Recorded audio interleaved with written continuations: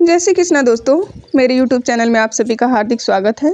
तो दोस्तों, आइए हम जानते हैं मार्गशीर्ष अमावस्या व्रत कथा।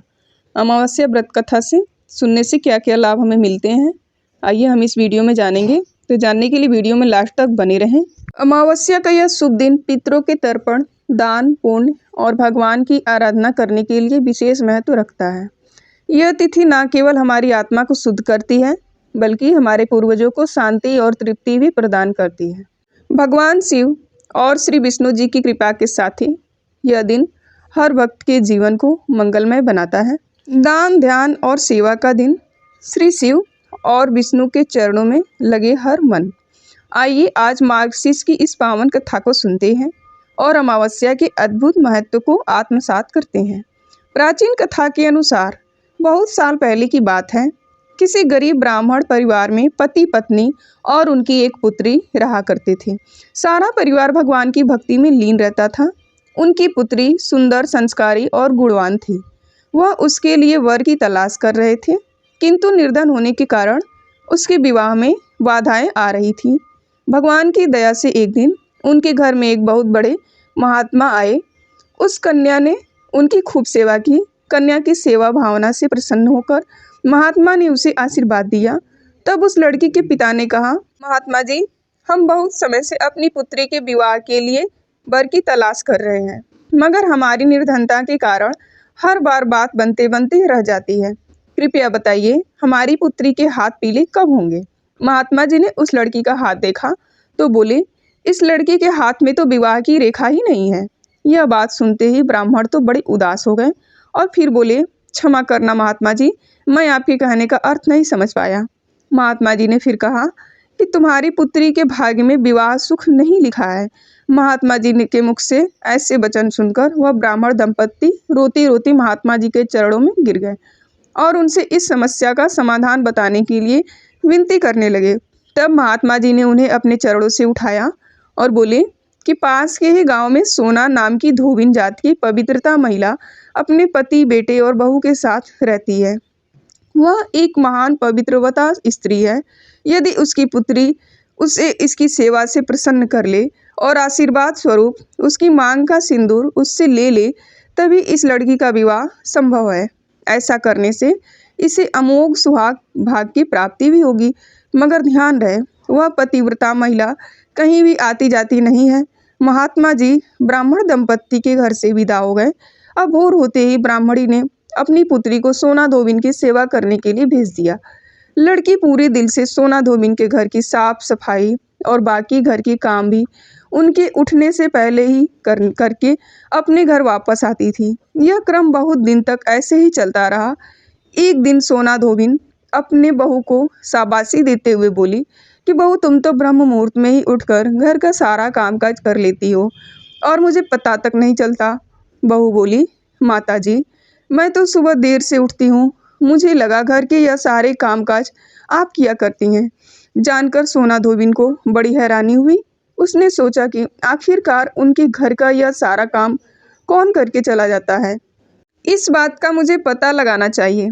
तब अगले दिन भोर होते ही सास बहू उठकर घर के एक कोने में छुपकर निगरानी करने लगे कि कौन है जो ब्रह्म मुहूर्त में ही घर का सारा काम करके चला जाता है।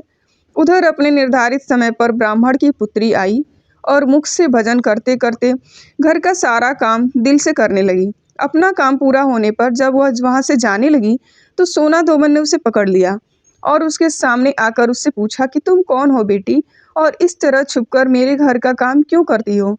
ब्राह्मण की पुत्री ने उन्हें महात्मा के द्वारा कही हुई सारी बात बता दी। सोना धोबन पवित्रता होने के साथ साथ ऊपर उदार दिल की भी थी। वह उस लड़की की सहायता के लिए तैयार हो गई। उस दिन अमावस्या थी और वह उस लड़की के साथ बिना अन्न जल ग्रहण किए उपवास रखकर उसके घर की ओर चल पड़ी।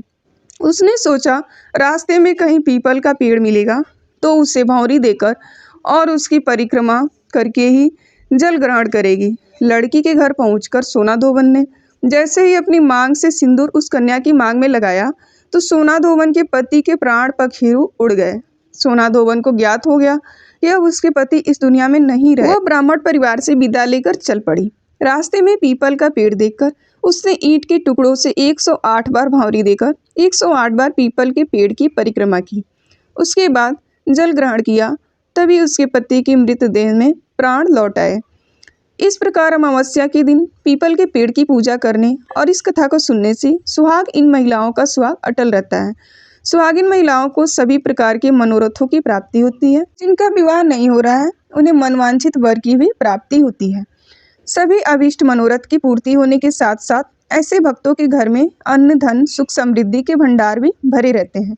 अमावस्या के दिन विवाह संबंधी परेशानियों के निवारण के लिए किसी धोबी परिवार को कुछ भेंट दक्षिणा इत्यादि देने का भी विधान है। यह भी अमावस्या की व्रत कथा।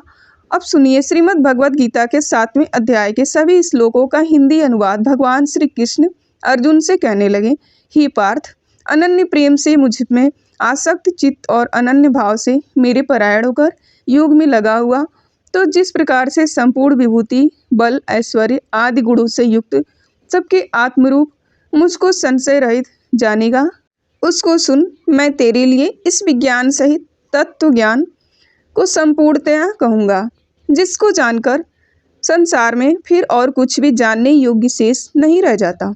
हजारों मनुष्यों में से कोई एक मेरी प्राप्ति के लिए यत्न करता है, और उन यत्न करने वाले योगियों में भी कोई एक मेरे परायण होकर मुझको तत्व से अर्थात यथार्थ रूप से जानता है। पृथ्वी जल अग्नि वायु आकाश मन बुद्धि और अहंकार, इस प्रकार से यह 8 प्रकार से भी विभाजित मेरी प्रकृति है। यह 8 प्रकार के भेदों वाली तो अपरा अर्थात मेरी जड़ प्रकृति है।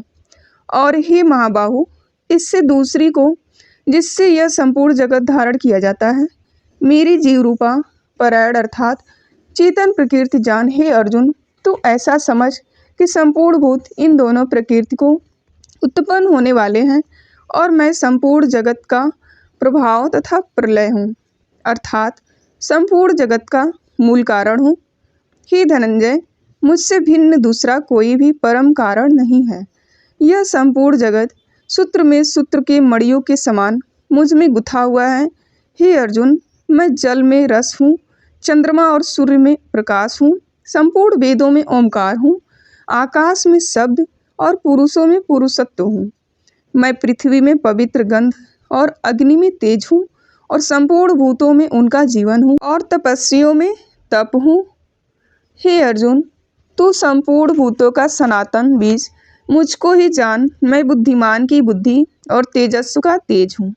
हे भरत श्रेष्ठ, मैं बलवान का आसक्ति और कामनाओं से रहित बल अर्थात सामर्थ्य हूँ, और सब भूतों में धर्म के अनुकूल अर्थात शास्त्र के अनुकूल काम हूँ। और भी जो सत्व गुण से उत्पन्न होने वाले भाव हैं और जो रजोगुण से होने वाले भाव हैं, उन सबको तो मुझसे ही होने वाले हैं ऐसा जान, परंतु वास्तव में उनमें मैं और वे मुझ में नहीं है। गुणों के कार्य रूप सात्विक राजस और तामस, इन तीनों प्रकार के भावों से यह सारा संसार प्राणी समुदाय मोहित हो रहा है। इसलिए इन तीनों गुणों से परे मुझे अविनाशी को जाना जाता है, क्योंकि यह अलौकिक अर्थात अति अद्भुत त्रिगुणमय मेरी माया बड़ी दोस्तर है। परंतु जो पुरुष केवल मुझको ही निरंतर भजते हैं, वे इस माया को उल्लंघन कर जाते हैं, अर्थात संसार से तर जाते हैं। माया द्वारा जिनका ज्ञान हारा जा चुका है, ऐसे आसु स्वभाव को धारण किए हुए मनुष्यों में नीच दूषित कर्म करने वाले मूढ़ लोग मुझको नहीं भजते हैं। भरत वंश में श्रेष्ठ अर्जुन, उत्तम कर्म करने वाले अर्थात सांसारिक पदार्थों के लिए भजने वाला अर्थात संकट निवारण के लिए भजने वाला, जिज्ञासु अर्थात मेरे को यथार्थ रूप से जानने की इच्छा से भजने वाला, और ज्ञानी, ऐसे 4 प्रकार के भक्तजन मुझको भजते हैं। उनमें नित्य मुझ में एकाकी भाव से स्थित अनन्य प्रेम भक्ति वाली ज्ञानी भक्ति आती है। हे अर्जुन, पूर्व में व्यतीत हुए और वर्तमान में स्थित तथा आगे होने वाले सब भूतों को मैं जानता हूँ, परंतु मुझको कोई भी श्रद्धा भक्ति रहित पुरुष नहीं जान सकता है। हे भरतवंशी अर्जुन, संसार में इच्छा और द्वेष से उत्पन्न सुख दुख आदि द्वंद्व रूप मोह से संपूर्ण प्राणी अत्यंत यज्ञ को प्राप्त हो रहे हैं, परंतु निष्काम भाव से श्रेष्ठ कर्मों का आचरण करने वाले जिन पुरुषों का पाप नष्ट हो गया है, वे राग द्वेष जनित द्वंद्व रूप मोह से मुक्त निश्चय भक्त मुझको सब प्रकार से भजते हैं।